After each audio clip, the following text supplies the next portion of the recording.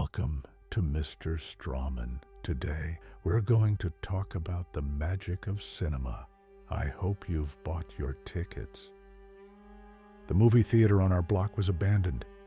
It still sold us tickets. I guess this is a confession, mine and someone else's. We were free-range kids, the kind that vanished after school and came home at dusk and nobody panicked. Our little town was the sort of place where parents assumed you were fine as long as you stayed inside the familiar grid of streets. Our group was 4 to 7 kids depending on the day, fluid, loud, the kind of gang that pooled pocket money for sweets and comics, and generally felt like we owned the place. There was an old picture house tucked between a laundromat and a hardware shop, not a cinema, a relic. The seats were mismatched velvet, and the screen had a yellow tinge. It smelled like 30 years of dust in somebody's old coat. They ran black and white films mostly. Sometimes you'd recognize the actors, sometimes you wouldn't. Fridays and Sundays we'd swing by, and here's where it got strange. There was never anyone in the ticket booth.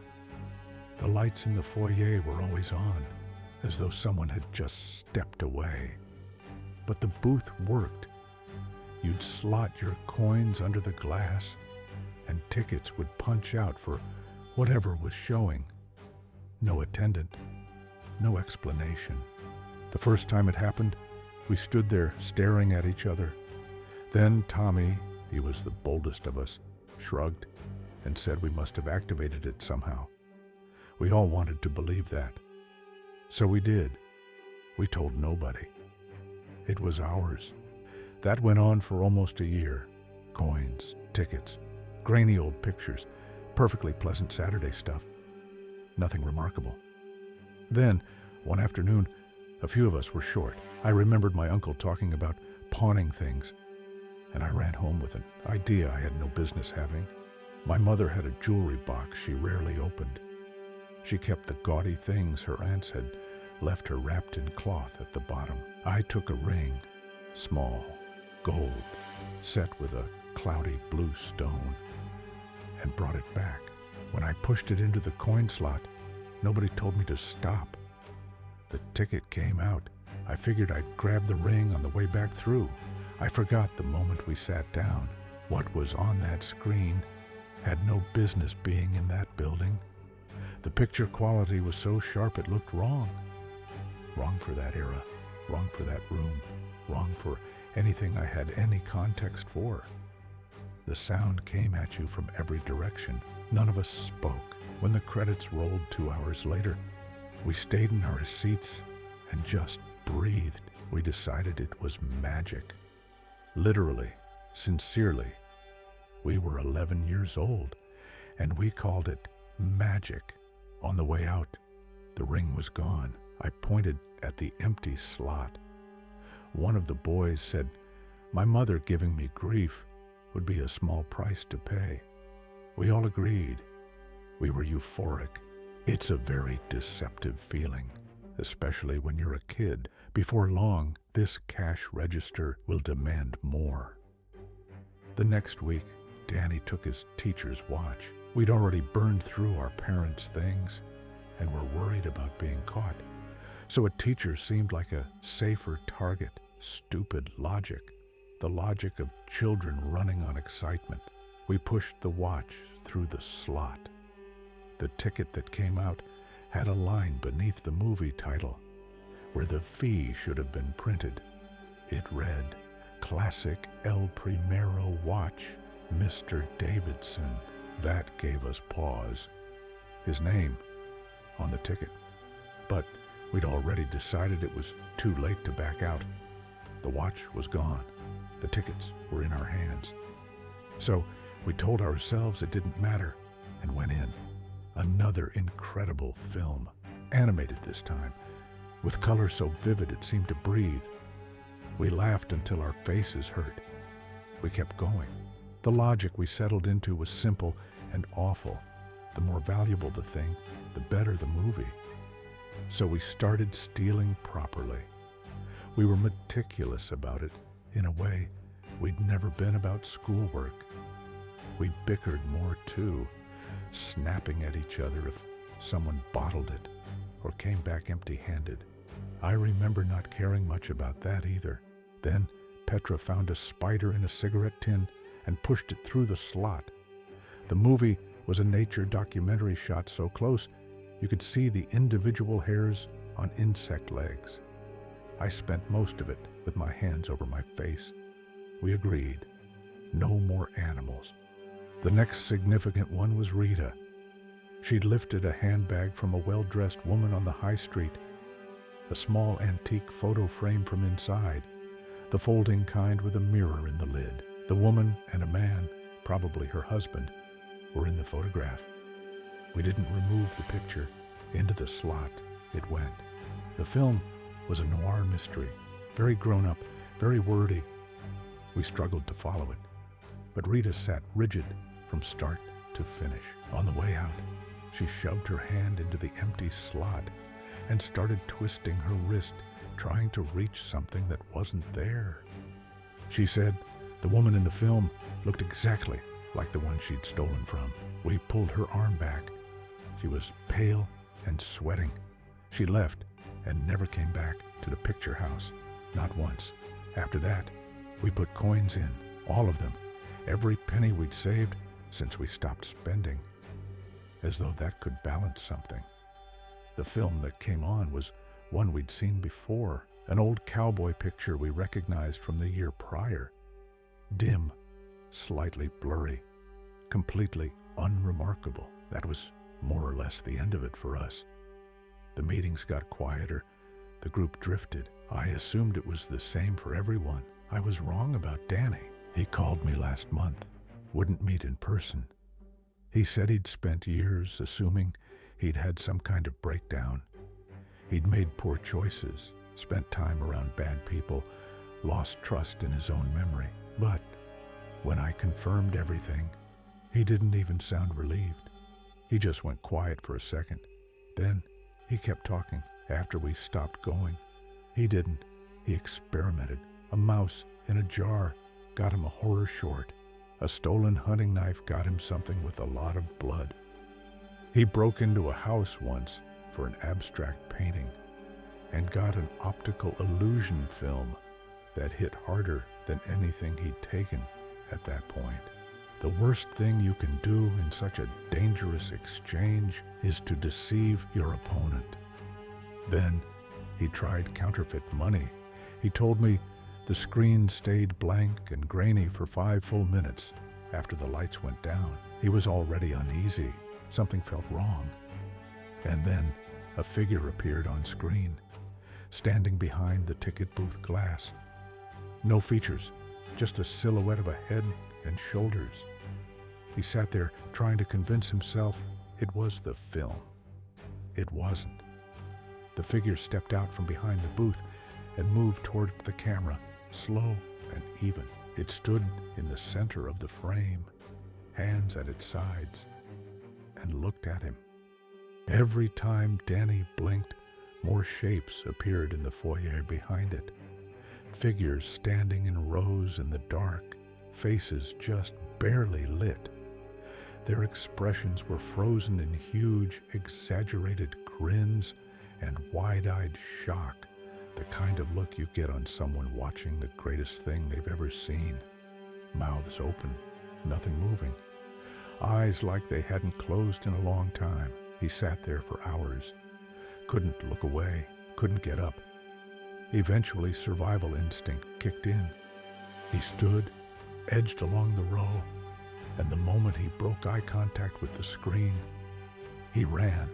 Nothing followed, but he told me he saw them for years afterward, on television screens, shop windows, his phone, still there, still waiting.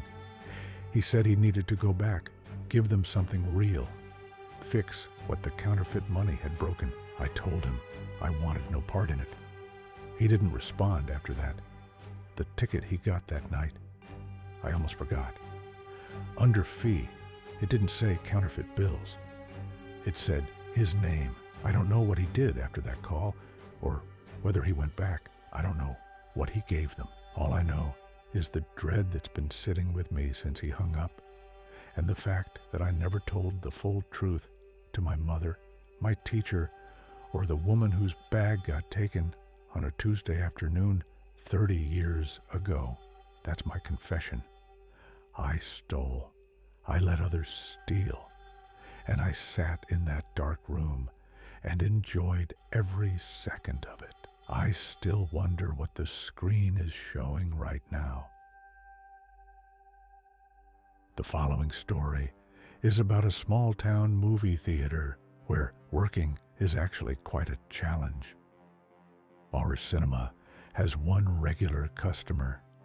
She comes after closing. Working the late shift at the Lantern Peak Cinema was never supposed to be anything more than a way to keep my bank account from flatlining while I finished my media studies degree. The town of Coldwater Hollow was the kind of place people forgot existed, tucked between nowhere and nothing, small enough that even a sold-out screening would leave half the seats empty. But the cinema never closed.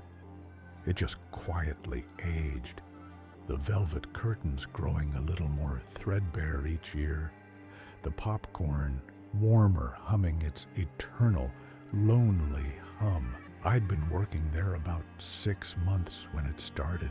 My schedule kept me locked into evenings, class until 4, an hour's commute home, then behind the counter by 6.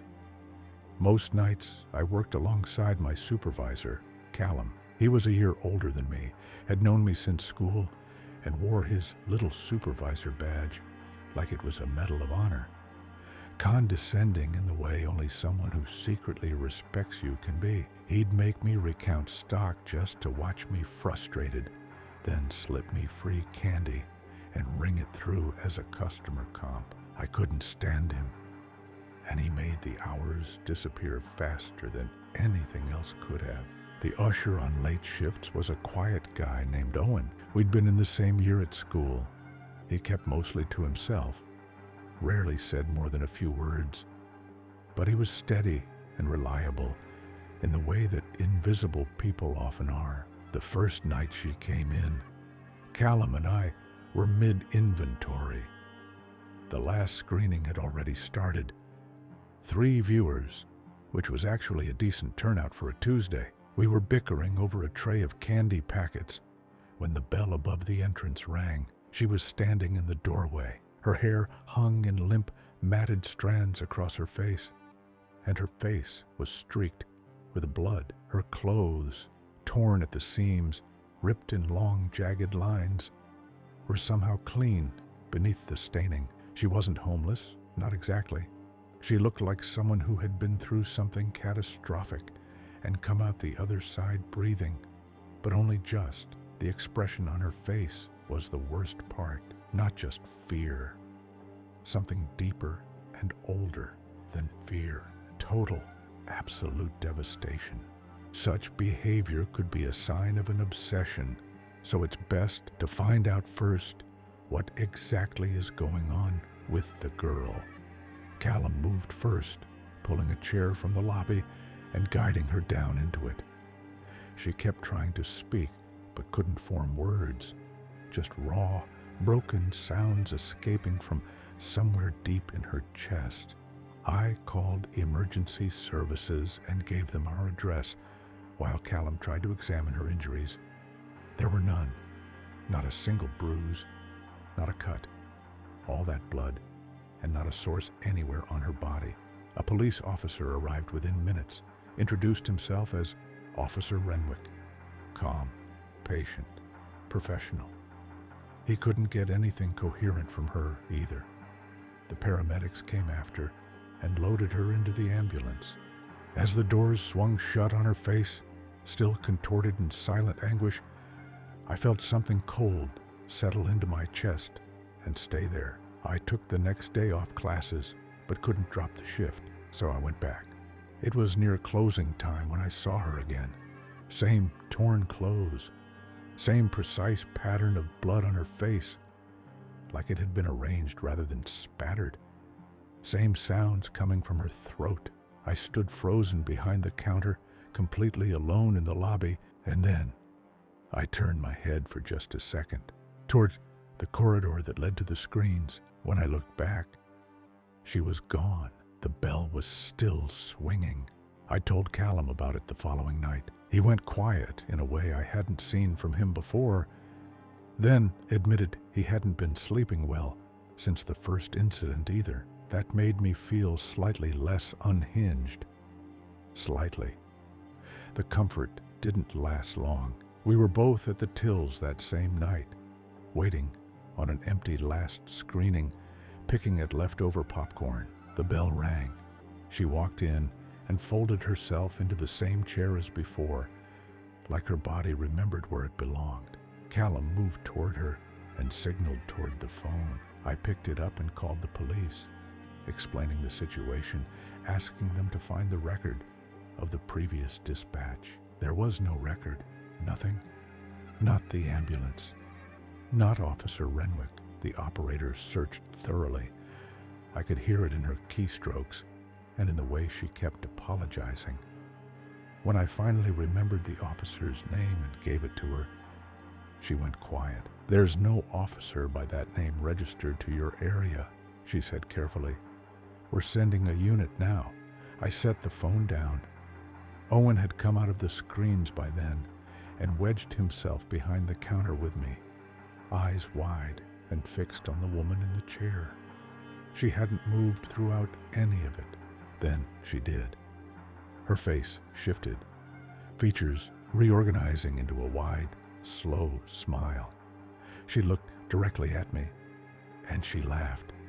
It was a real laugh, full and deliberate, and it was somehow the most frightening sound I had ever heard in my life.